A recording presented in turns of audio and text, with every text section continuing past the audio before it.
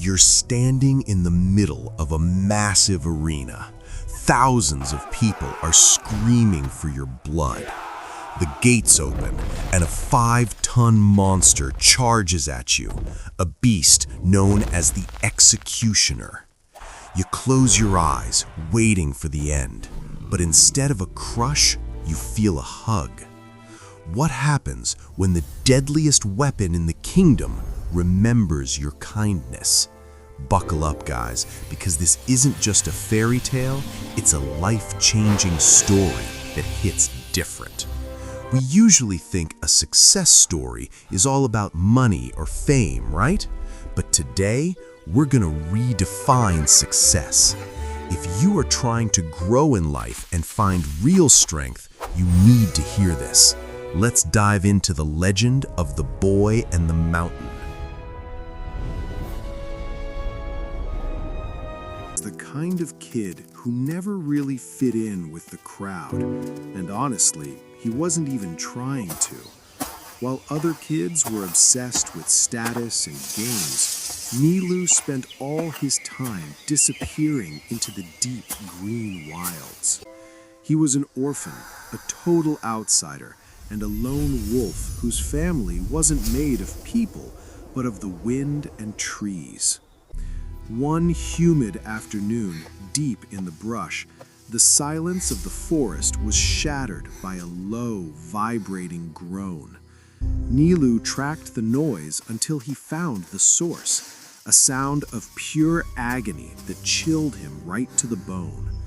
Standing there was a massive bull elephant, a true giant of the jungle, trapped by a rusted, jagged poacher's claw. The beast was thrashing in panic, with real tears streaming down his gray, leathery face, eyes wide with pain. Most people would have run, because an injured elephant is a killing machine, but Nilu felt a deep pull in his chest. He stepped out of the shadows, whispering, "I got you, just breathe," as the giant froze and flared its ears. Nilu slowly raised his empty hands, showing he had no weapons, moving with a calm rhythm toward the terrified beast. When he finally reached the leg, the smell of iron and blood was overwhelming as he murmured, "You have to trust me." Using every ounce of his strength, he pried the rusted jaws of the trap open until, snap, it finally released. The elephant let out a trumpet sound that shook the leaves, but instead of attacking, he stood there, watching the boy. Nilu quickly chewed some medicinal herbs and packed them into the wound, working fast to stop the bleeding and the pain. For a long moment, the giant lowered his massive head and touched Nilu's forehead with the tip of his trunk. It was a silent, sacred thank you, before he turned around and melted back into the green shadows of the wild. A year later, the whole vibe of the kingdom had shifted into something dark, ruled by a paranoid tyrant who was completely out of touch with reality. He built massive high walls and lush private gardens where regular people like you and me were strictly forbidden to ever enter. Nilu, being the wanderer he is, made a dangerous mistake while chasing a rare, colorful bird, hopping a high fence and landing right inside the royal garden. Before he could even stand up, he was surrounded by guards in polished armor who grabbed him rough and dragged him straight to the palace steps. High above on a golden balcony, the king looked down at the boy with eyes that were bored, cruel, and completely empty of any mercy. "Trespassing on royal soil," the king sneered with a cold smile. "We really need to make a painful example of this little brat for everyone to see.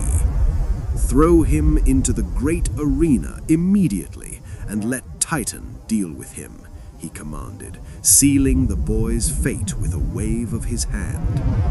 Now Titan, known by the locals as Kalpahar, wasn't just an animal, he was the kingdom's executioner, a legend of pure fear. He was a captured rogue elephant, kept in heavy chains, starved and beaten for months until he absolutely hated every single human alive. The final sentence was passed down without a second thought. It would be death by public execution at first light tomorrow morning. The next morning, the Colosseum was packed with screaming people, the air thick with heat, and the deafening roar of a crowd hungry for a show. It was a spectacle of cruelty as Nilu was shoved roughly onto the burning sand, his wrists bound tight, standing all alone in the center. He stood in the middle of that massive stone ring without crying. He just stood there, silently accepting that this was the end of his story. Suddenly, the heavy iron gates groaned open with a terrifying metal screech, and a thick, cold darkness poured out from the tunnel like smoke. And then Titan emerged into the light, a total monster with deep scars covering his sides, looking completely blind with pure, uncontrollable rage. He locked eyes on the small human in the center and charged. The ground literally shook beneath his feet as massive dust clouds rose up. The crowd gasped in horror, some covering their eyes and looking away, just waiting for the sickening impact that was about to happen. Nilu squeezed his eyes shut, feeling the hot wind of the charging beast on his face, bracing himself for the hit, and then silence. The thunderous noise stopped, the shaking stopped, and Nilu slowly opened his eyes to see the monster standing just inches away from his face. But the rage was gone. The elephant was gently sniffing the air, his ears flapping softly as he realized who was standing right in front of him. Titan slowly lowered his massive body to the ground, bowing his head, and wrapped his trunk gently around Nilu's waist, not to crush him, but to hug him. It was a moment of pure magic, because this was the elephant from the forest, the old friend whose life he had saved so long ago.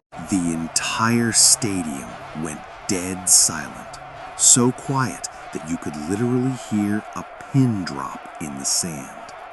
Up in the balcony, the king stood up, his face turning pale as he stammered, "What sort of sorcery is this?" He looked down in total confusion and asked, "Why does the beast not kill the boy when it should?" Nilu calmly looked up at the king, resting his hand gently on the elephant's massive scarred tusk. "It is not sorcery," Nilu called out, his voice steady. "It is loyalty. I saved him when no one else would. And because I showed him kindness back then, he is choosing to save my life right here, right now." Suddenly, the crowd erupted, but they weren't cheering for blood this time. They were screaming for the boy. The energy completely shifted, and the king realized that if he killed the boy now, he would start a riot. Empathy had proven stronger than fear, leaving the king defeated by the undeniable truth standing before him. With a heavy sigh, he muttered the command everyone was waiting for. "Release them. Release them both immediately." The massive iron gates groaned open again, but this time they led not to death, but to the outside world. Nilu walked out of the city, his arm draped casually over his giant friend, without ever looking back. They walked toward the horizon, proving to everyone that even in a cruel world, being kind is the ultimate rebellion. Empathy is real. The love and kindness you put out into the universe will always find its way back to you when you need it most.